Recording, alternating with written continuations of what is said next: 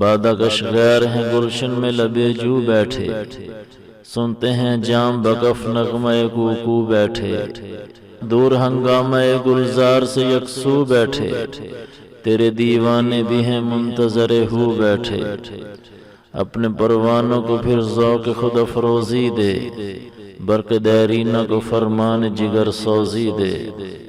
علامہ اقبال کی نظم شکوہ کا یہ 25واں بند ہے۔ پہلے شعر میں بادکش سے مراد شراب پینے والے، لب جو سے مراد نہر کے کنارے، جام بکف سے مراد ہاتھوں میں شراب پینے والے پیالے لے کر، اور نغمہ کوکو سے مراد کوئل کا گیت ہے۔ مطلب اے اللہ، غیر مسلم سکون سے باغوں میں نہر کے کنارے بیٹھ کر شراب پی رہے ہیں، یعنی عیش و عشرت اور سکھ کی زندگی گزار رہے ہیں، شراب کے پیالے ہتھیلیوں پر رکھے ہوئے اور کوئل کے نغموں سے لطف اندوز ہو رہے ہیں۔ دوسرے شعر میں ہنگامہ گلزار سے مراد دنیا کی رونقیں، یکسو سے مراد الگ تھلگ، اور منتظر ہو سے مراد خدا کے لطف و کرم کے منتظر، یعنی تیرے مسلمانوں کا اب یہ حال ہے کہ وہ دنیا کے اس ہنگامے سے الگ تھلگ دور بیٹھے ہیں، اور انہیں اب تیری طرف سے لطف و کرم کا انتظار ہے۔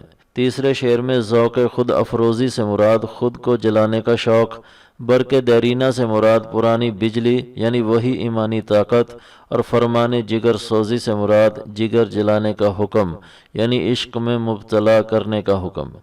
مطلب یہ ہوا کہ اے اللہ، ان مسلمانوں میں پھر اپنے آپ کو تیرے احکام سے چمکانے اور خود کو جلانے کا شوق پیدا کر، یعنی اپنے نام پر قربان ہونے کا جذبہ عطا کر، اور عشق کی پرانی بجلی کو حکم دے کہ مسلمانوں کے کلیجوں میں تیری محبت کی آگ لگا دے، اور وہ پروانوں کی طرح اپنی جانیں داؤ پر لگا دیں۔ یہ دعائیہ اشعار دراصل جواب شکوہ تھا۔ 1909 میں جب علامہ صاحب نے شکوہ پڑھا تو انہیں اندازہ نہیں تھا کہ لوگوں کے اعتراضات اور فتووں کی وجہ سے انہیں 4 سال بعد جواب شکوہ بھی لکھنا پڑے گا۔ اس لیے انہوں نے آخری اشعار میں وہ انداز اختیار کیا جس میں شکوے کی بجائے دعائیں ہیں کہ یا اللہ، ہم پر دوبارہ وہ لطف و کرم اور اپنی عنایات فرما۔